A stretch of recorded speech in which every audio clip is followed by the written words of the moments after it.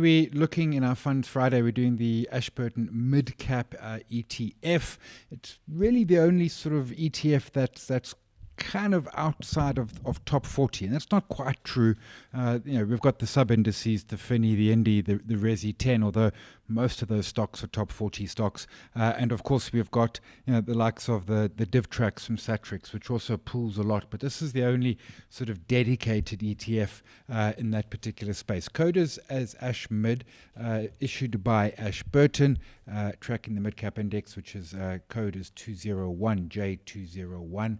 So these are the mid-cap is index from stocks actually 41 to 100 on the JSE. So top 40 is 1 to 40, 41 to 100 is therefore the mid-cap that we'll be looking at now this morning. Total expense ratio 0.61, total investment cost 0.73. A little bit pricey, probably in part, I imagine, because of the number of stocks and you trading JSE.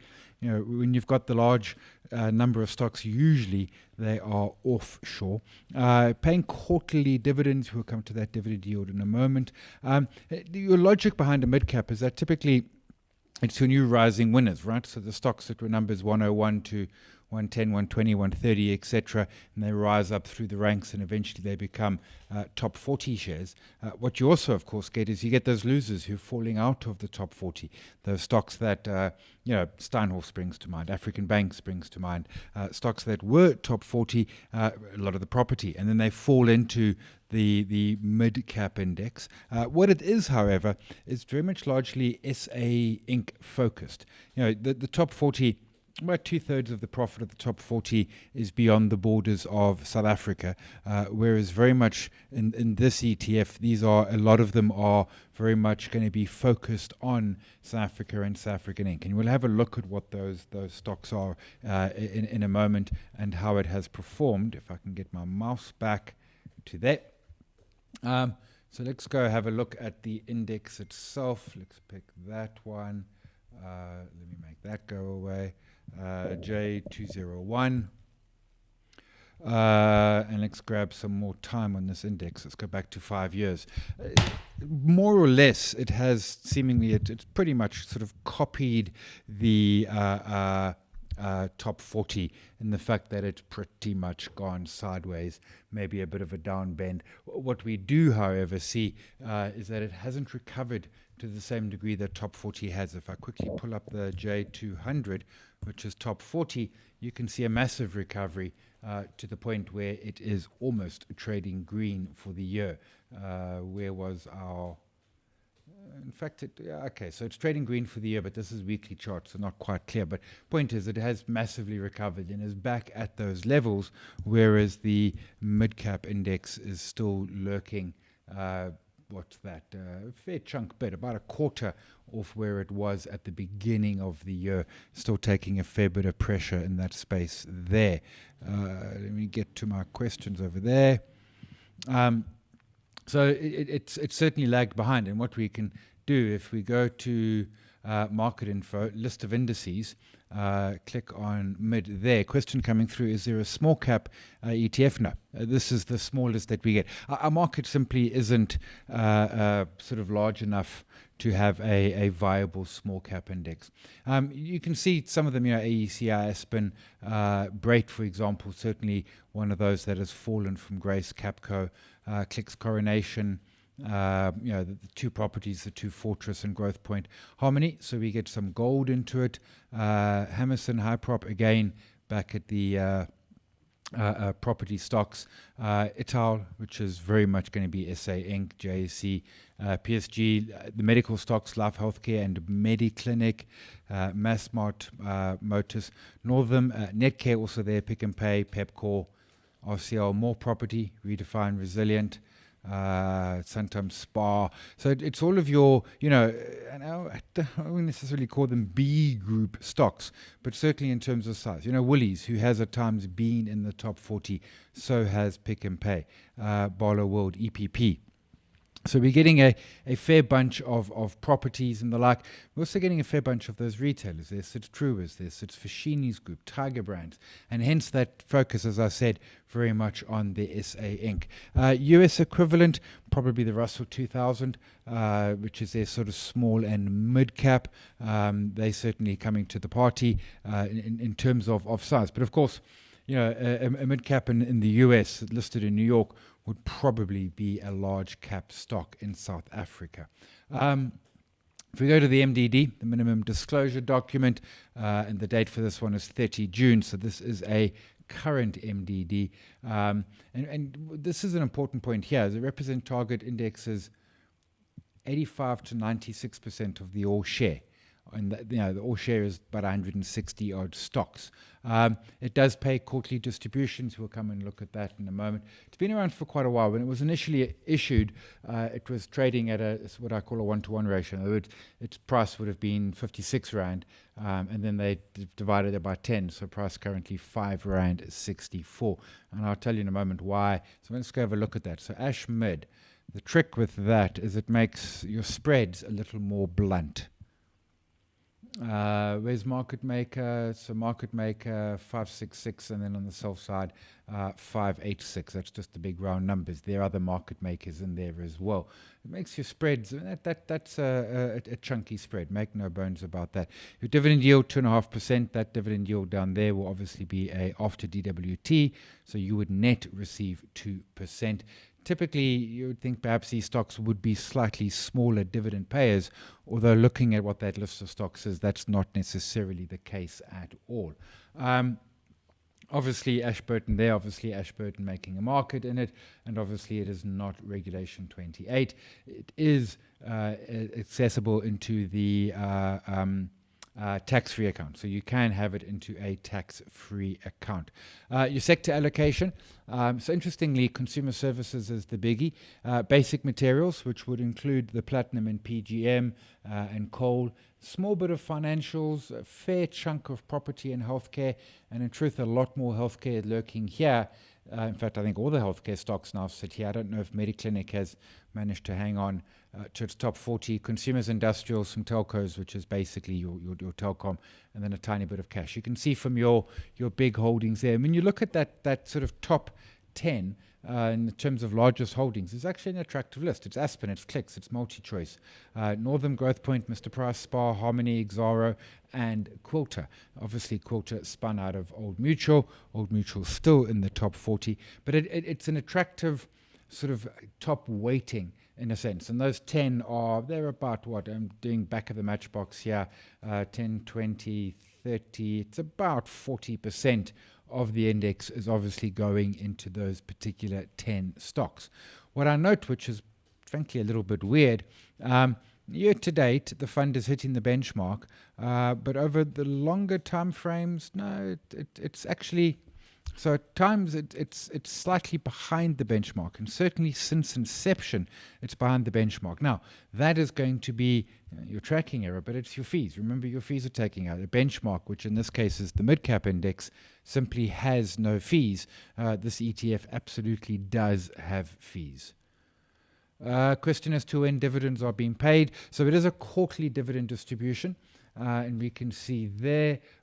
So LDT's October, January, April, and July. So it's just paid a dividend. And then your dividend amounts in rands and cents quite small. Two reasons driving that. One is it's quarterly, and the other is that it is only a six Rand odd, little under 6 Rand in terms of the ETF. So in that sense, you're not going to get giant. But 2.5% yield, a net yield of 2% after the dividend withholding tax has come through. You can see it tracking here, and you can see it actually so initially it tracks quite closely, but as that, and I'm going to do a webcast on tracking errors and why they matter. Over time, ETFs diverge from their index. As I say, the index has zero fees associated with it. The ETF has fees, and there's other reasons why it might also track under, or in some cases maybe track over, but typically it's going to be tracking under because of that fee drag coming out. Quarterly here is March, June, September, December. What we were looking at a moment ago is the effective pay date for it. Question, do they need to announce their dividends? Yeah, so as dividends are announced, in fact, we did a video, and this you'll find it on the YouTube channel. Creation, there we go. So there's the distribution, and there's your rebalance, and as they're rebalancing the stocks out. So this is quite a nice way. You know, finding what stocks are in is easy enough, but then, well, sometimes not. Finding the weightings sometimes becomes really, really difficult. So we can see what the various different weightings are. And some, Brait's 0.25%, AECI under 1%. Hammerson is 0.33%. Ital is just over 0.5%. Those are old weightings, numbers more or less the same. Another small one there, Massmart sitting at a 0.25%, RCL sitting at just over 0.1%. So a lot of sort of really small on the tail side, as opposed to looking at those 10 there, which are obviously the fairly significant big holdings. Something else I wanted to pick up from it and to Viewpoint, let's go here. So, I mean, there is the ETF over the period, pretty much tracking the index. You can see some spikes there, that's some dirty trades. Hit an 8 Rand, not an all-time high, but was trading 8 Rand last year, was looking fairly attractive coming into the end of year, and then, of course, the sell-off, and now very much just sort of going nowhere. Although if you hoy that into a daily chart, so I hate charting ETFs because we get bad closes.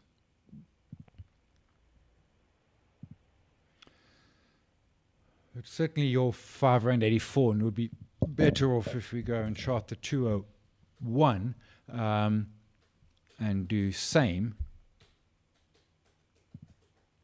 Yeah, your 58,700, there's about, seems to be the resistance, your support zone down here. But pretty much it recovered off those lows from the sell-off, and now it's just gone into a sideways holding pattern. And we're seeing that, and I see a question about the S&P.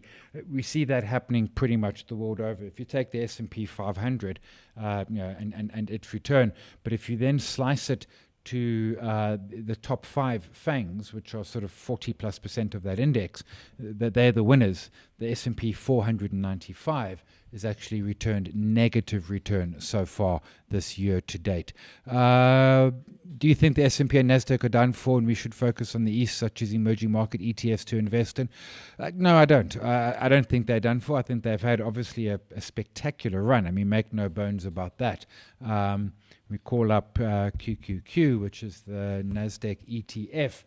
It's looking a little toppish there. We could certainly make an argument. To me, it's not an either or. And it's partly why my preferred ETF is the Global 1200, which is the Ashburton GEQ. Yes, Ash EQ. And the reason for that is because it gives me some exposure to emerging markets and the like. But would I look to be 0% invested in the US? Not a chance. Not ever. It remains the world's largest economy. It's certainly got some issues. We'll talk about that with Danae on the webcast on Monday. So certainly some issues and the like. But yeah, the US is not done for, is not over. This is my preferred global ETF. It's about 50-odd%, maybe 55% US exposure. And then it brings in Asia, Europe, UK, Japan, South America, and some of that obviously being emerging markets. It excludes the Africa, this particular ETF. Tobogo, I noticed you're able to search US stocks from Viewpoint. I'm not able to search US stocks. Tobogo, that is weird. I don't know. I just always have been able to. It might be my settings, because I at times am on a beta version as staff member. So maybe that's why I get US stocks. What I'm struggling with at the moment is I'm not getting my market depth. I should have 5 deep, and I'm not. I'm only getting 1 deep. I'm paying for 5, and I need to, truthfully, I need to actually get hold of OST and say, hey, where's my market depth gone? It's not stressing me at this point in time. So Tobogo, also what I did notice was my offshore indices and the like disappeared, but the stocks remained. So whereas I used to be able to search for S&P 500 and pull that up, it is now gone. I could cheat and do the VOO, which is the Vanguard ETF. Yep, there's the one. And I can use that instead. But what I don't have is just good old-fashioned. I used to, for example, Japan used to be there. And Japan is now just missing. So I lost those, and I need to go and dig as to the why. Fred, the webcasts and tracking area include the interpretation of the information and the Sharpe ratios. Yeah, so these are, they drop them in, and some of the issuers do more of it than others. Here we've got standard deviation, Sharpe, drawdown, highest and lowest, and then that tracking error. Sharpe ratio is essentially a risk metric, but we'll definitely include that.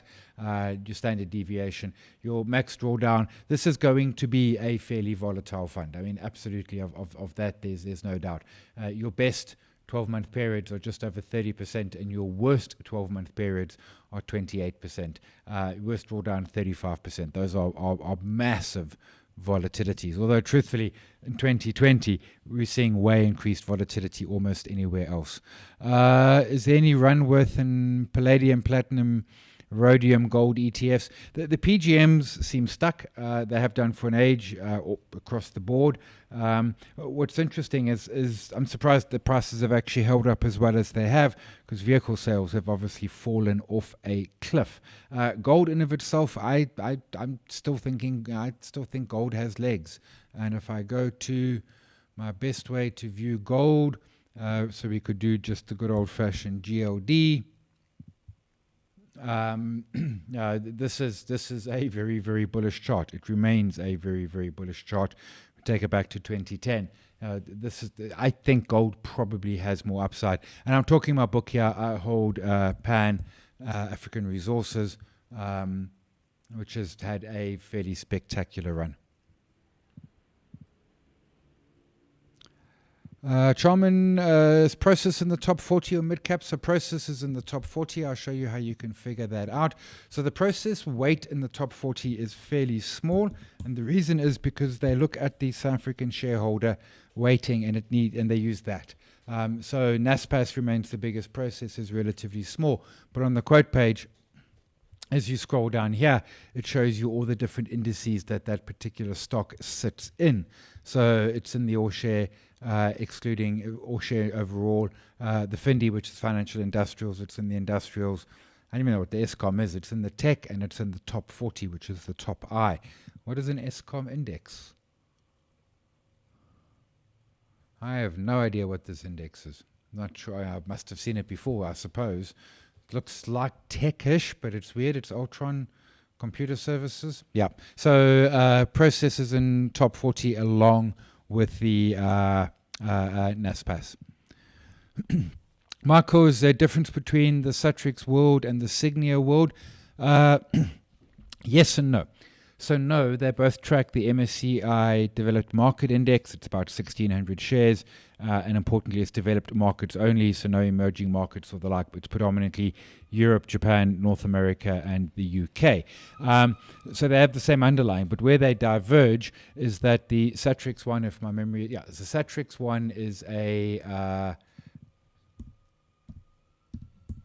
WDM. Satrix is a total return. It doesn't pay dividends. So what happens is, and that's why when you look at the two of them, they will be trading at different prices. Satrix is not paying dividends. What they do instead is they automatically reinvest those dividends for you. The Signia world then pays out a dividend to you, probably I think it's a quarterly basis. And the Signia certainly, last I checked, had a fairly higher total expense ratio. So the question is, do you want the cash flow? If not, the Satrix is the better of the two. It's a higher price, but that's because that index has a history. It's a total return index as opposed to a normal index that will have distributions coming out of it. And we see a lot. I mean, in the top 40, there's about 4 or 5 ETFs in the all track in the same index. S&P, I think there's 3 or 4. China, Satrix China doing well this last week. Your thoughts? So I didn't invest in the Satrix China primarily because I already have a large amount of exposure to China because I have top 40. And therefore I really don't need, in my sense, any more China because top 40's 10% is the big slice of it, and the Satrix China is also going to be a big slice of this ETF. It's about 10 or 15% is 10 cent. And also I'm going to pick it up ultimately via my Ashburton.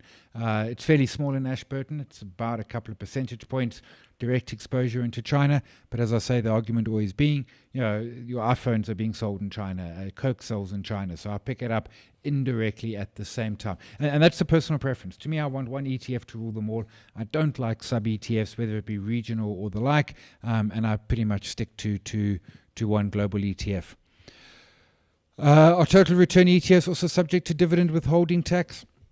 So in the local sense, no, because you're not receiving. There will be some tax at source. Some of them, for example, the Satrix RAFI, which is a local ETF, and I need to put a T in there at the same time. So the Satrix RAFI is a total return, and they were paying dividends, and now those dividends have disappeared. And the tax on it gets complicated because, in essence, so you haven't received the dividend until you sell out, and now you've got two levels of profit: dividend profit and capital gains profit. And truthfully, it's going to be a cluster mess of note. So there certainly are issues around the total returns and the process of taxing, particularly if you have it in a tax-free. Shabad, the dividend that's not paid out by Satrix World, does that form part of the tax dividend reduction? How do I get the tax dividend of the dividend allowance by SARS? Short answer, you can't, and that's the complexity of them. It worked much better when we had a fairly simple process, and what I mean by that, we had secondary tax on companies, dividend withholding tax. It gets messy when we start to look at the whole process of dividend withholding tax, and where does it fit for offshore dividends, etc., etc. Can the Ashburton go into a... Yes, it can. So the ASHMID can be included into a tax-free account. It is applicable in that regard. You can see, so they're slightly up there by side. It's a fair chunk. I mean, that could be... I mean, some of those, that 545 looks a bit opportunistic. But certainly the market makers are there, are trading. You're not seeing them on the sell side. Sorry, my iPad keeps falling over, and that's my second screen. You're not seeing them on the sell side because you've only got 5 deep. So they are obviously at a worse price. They were at 586. They've obviously dropped down. Market cap 334 million, puts it into probably the slightly smaller of the range there. Yeah, we'll do tracking errors. I'm not sure dates. We wanted to do some changes up to this, and I'm not sure if we're kicking off next week or not to the Friday sessions. If we're not, then I'll do tracking errors. Otherwise, we might be doing that. All the videos are on the YouTube channel, Mondays, Wednesdays, and Fridays. And I'm also these days streaming live to YouTube, so you can catch it either via the GoToWebinar app or you can catch it on YouTube at the same time. Ladies and gents, not seeing any more questions coming through. We will leave that there. Everyone have a great Friday further and even a better weekend. Stay safe, wear your masks, wash your hands, all the same story. That hasn't changed in the least bits there. Cheers all, stay safe.